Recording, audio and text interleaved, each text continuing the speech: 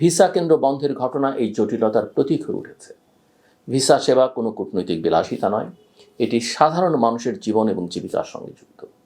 শিক্ষার্থী, রোগী, ব্যবসায়ী, পরিবার সবাই এর উপর নির্ভরশীল।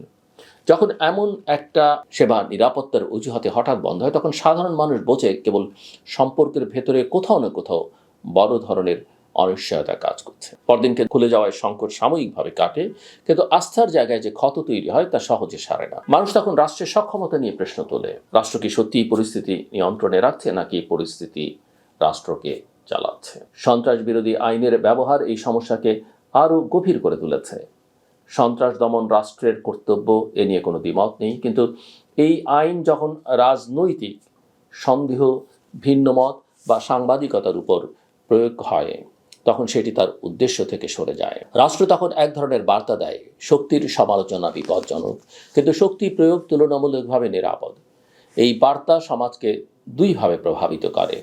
একদিকে মানুষ ভয় পেয়ে চুপ থাকে, অন্যদিকে কিছু গোষ্ঠী আইন নিজের হাতে তুলে নেওয়ার নৈতিক বৈধতা খুঁজে পায়। আপনাদের স্বাগত জানাই আমি আমার বক্তব্য শুনবার জন্যে। বাংলাদেশ ও ভারতের সম্পর্ক দীর্ঘদিন ধরেই এক ধরনের অস্বস্তিকর ভারসাম্যের মধ্যে দিয়ে যাচ্ছে, কথা আমি এর আগে অনেকবার বলেছি। এবং এই সম্পর্ক ভেঙে পড়েনি, আবার স্থিতিশীল নয়।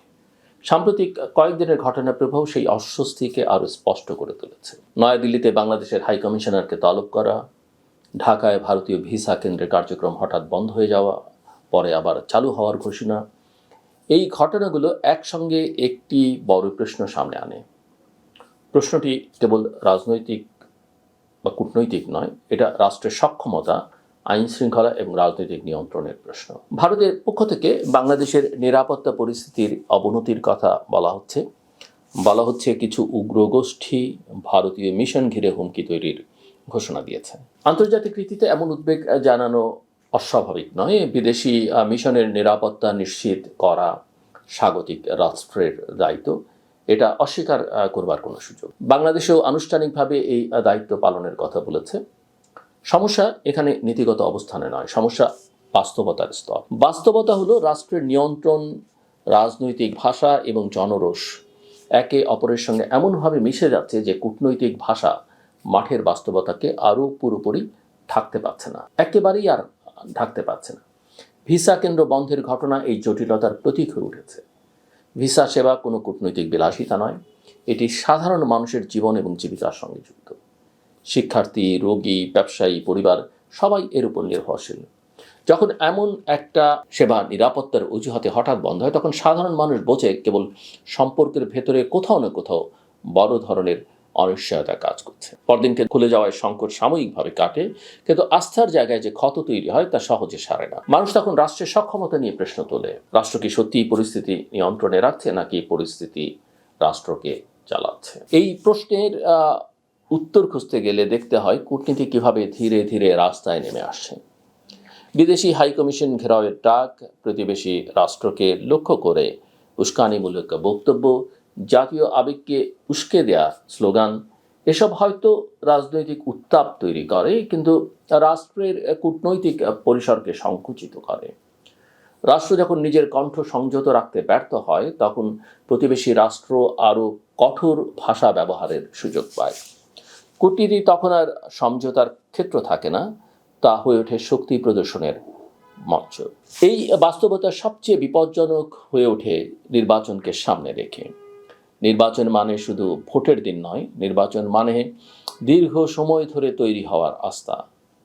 মানুষকে বিশ্বাস করতে হয় রাষ্ট্র নিরপেক্ষ থাকবে, আইন সবার জন্য সমান হবে এবং মত প্রকাশের কারণে কেউ শাস্তির মুখে পড়বে না।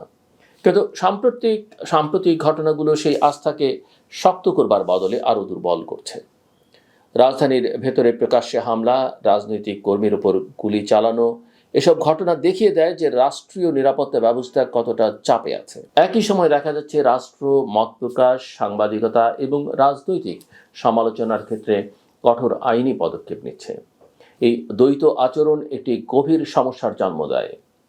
যখন সহিংসতার ঘটনায় দ্রুত ও দৃশ্যমান বিচার হয় না, কিন্তু কথার জন্য মানুষ গ্রেপ্তার হয়, তখন আইনের নৈতিক ভিত্তি ক্ষয় হতে শুরু করে।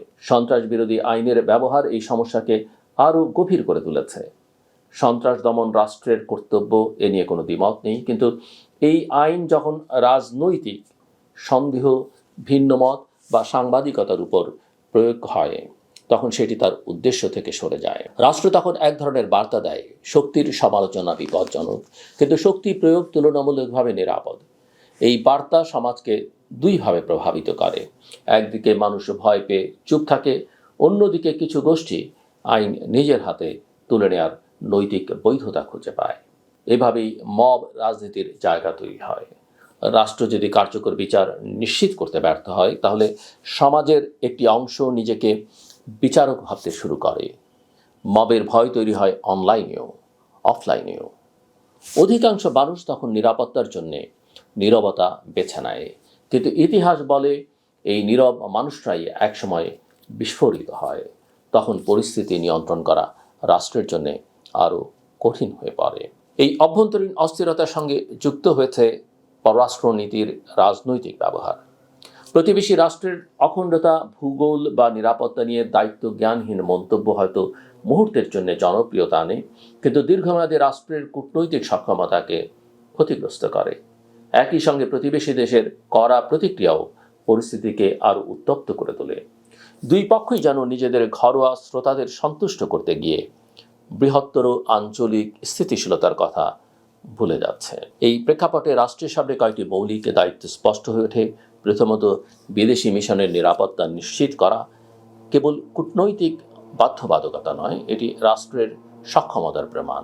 দ্বিতীয়ত, দেশের ভেতরে সহিংসতা ও রাজনৈতিক হামলার ঘটনায় দ্রুত, স্বচ্ছ ও বিশ্বাসযোগ্য বিচার নিশ্চিত করা, যাতে মানুষ দেখে আইন সত্যিই কাজ করছে। তৃতীয়ত, মত প্রকাশের স্বাধীনতা রক্ষা করা, কারণ ভয় মুক্ত নাগরিক পরিসর ছাড়া কোনো নির্বাচন অর্থবহ হতে পারে না। কঠোরতা আর দায়িত্বশীলতার পার্থক্য বোঝা জরুরি। কঠোরতা মানে প্রতিশোধ নয়, আর দায়িত্বশীলতা মানে দুর্বলতা নয়। রাষ্ট্র যদি আইনকে রাজনৈতিক অস্ত্র বানায় এবং কূটনীতিকে আবেগের ভিড়ে ঠেলে দেয়, তবে শেষ পর্যন্ত ক্ষতিগ্রস্ত হবে রাষ্ট্র। তখন প্রতিবেশীরা উদ্বেগ জানাবে, আন্তর্জাতিক মহল প্রশ্ন তুলবে, আর দেশের ভিতরে মানুষ আস্থা হারাবে। বাংলাদেশ এখন এমন এক সন্ধিক্ষণে দাঁড়িয়ে আছে, যেখানে তাকে প্রমাণ করতে হবে এই রাষ্ট্র আইন ধরে রাখতে পারে, কূটনীতিকে মর্যাদার জায়গায় রাখতে পারে এবং নির্বাচনকে ভয় নয়, আস্থার উৎস বানাতে পারে। অন্যথায় কূটনীতি যখন রাস্তায় নামে, রাষ্ট্র তখন শুধু আইনই হারায় না, নিজের ভবিষ্যৎ নিয়ন্ত্রণও ধীরে ধীরে হারাতে শুরু করে। আবার কথা শুনবার জন্য আপনাদের অসংখ্য ধন্যবাদ। আপনাদের সবার জন্য শুভকামনা।